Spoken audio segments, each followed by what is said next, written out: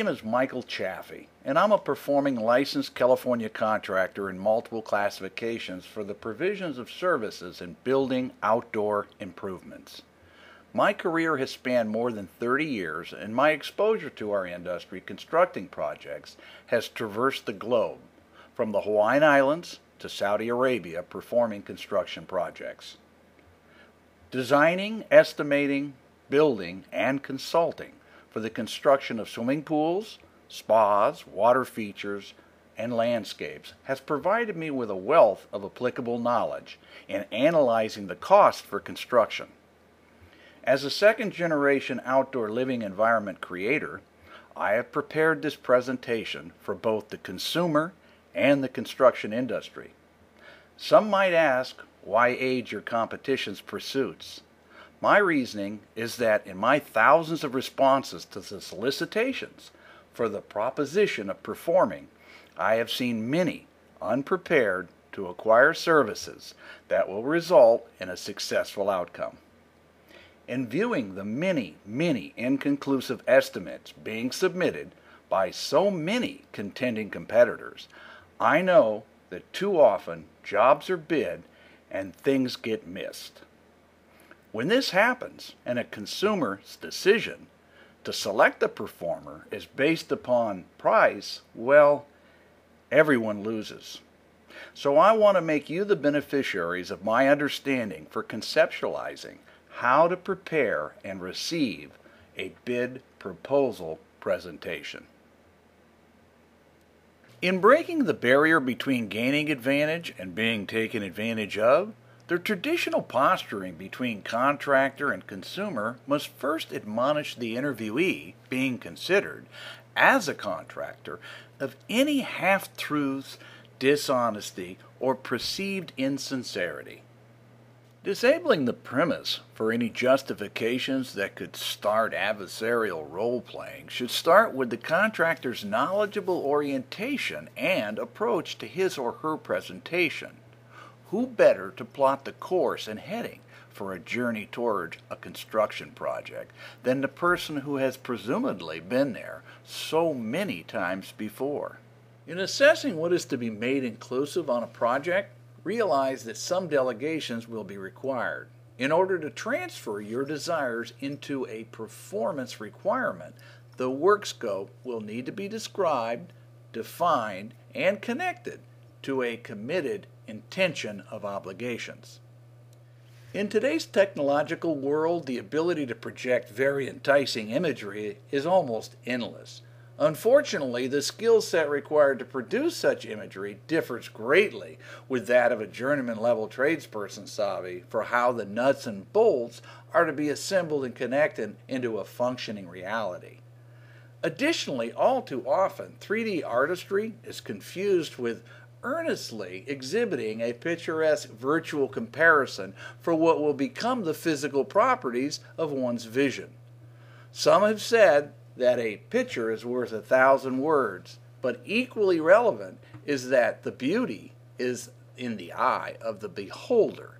In mapping out a voyage across the sea, a picture of a new ship at dockside is quite striking, but this says very little for the seaworthiness of its crew and buoyancy of unfriendly waters. In many cases, the consumer as well as the competition has inadequately prepared to discuss the requirements. The objective in soliciting 3 bids is to evaluate comparisons, so recognize that in doing so, that this should require establishing common threads between each contender. The first step in this process is to organize those requirements and exhibit these on a well-defined plan.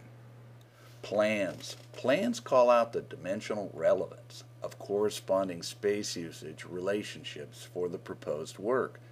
In exhibiting such information, reassurances can be gained that each contender is discussing the same project. In making pricing comparisons, this is a fundamental prerequisite in organizing your pursuit. In addition to a good plan, specifications are necessary in order to connect the common threads to a common approach.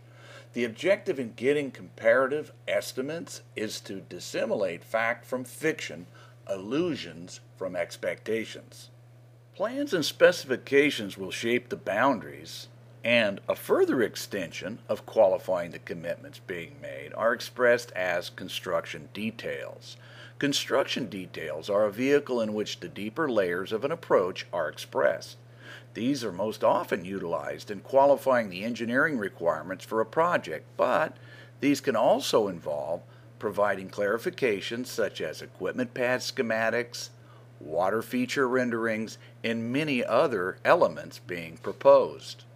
The purpose of all the preliminary efforts that have been discussed thus far are to identify the work scope. The single most common occurrence of disagreement, according to contractor litigation experts, is the absence of a clear commitment to the work scope. Often a request for a proposal is made by the consumer without any preparation or tools from which to measure a real commitment.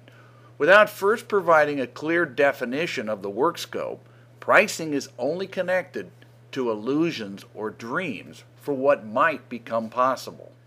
Skimmers, main drains, filters, pumps, lights, heaters, control systems, chemical feeders, or other sanitation devices, and last but not least, the manufacturer's equipment warranty.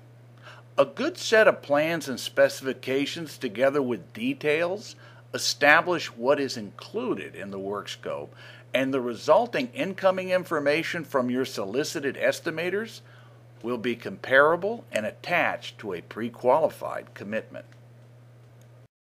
What should an estimate look like? Well, an estimate should reflect an encapsulation of everything that we have reflected upon thus far in this presentation. In preparing the outline of your work scope, your returning estimates should mirror those intentions. In this way, the incoming information is useful and comparative. Simply getting 3 bids without comparable information is ludicrous, and I don't mean the artist. If you follow such a process as a contractor, you will know that you have accounted for everything that was to be made inclusive. And if you are a consumer, you should gain comfort in knowing that in identifying the dots of responsibility, this framework connects a performer to a clear point of reference. After all, it will be from these lines of progress that the dots will be connected to the illustration of intention. These are what will formulate the images of a successful result. Anything less organized only diminishes what could otherwise be reflected and pulling the images of expectations into the views of reality. So in closing, I hope you find this information helpful. And I challenge my industry colleagues who may have stumbled across this clip to raise the bar of accountability in presenting a well-defined bid. Additionally, I ask the consumer to respect the investment of a professional's time and efforts in securing the opportunity to perform by recognizing what is involved in making the preparations for receiving useful information.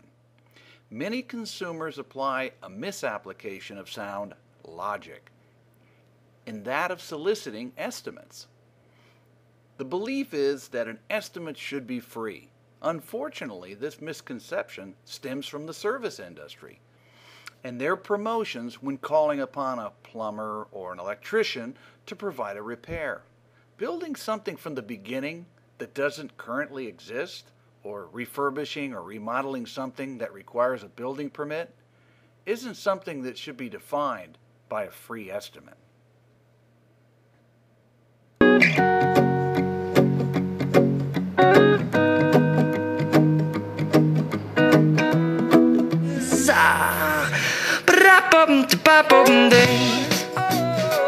From the staff, crew, and ownership of Earth Dynamics, thank you for listening.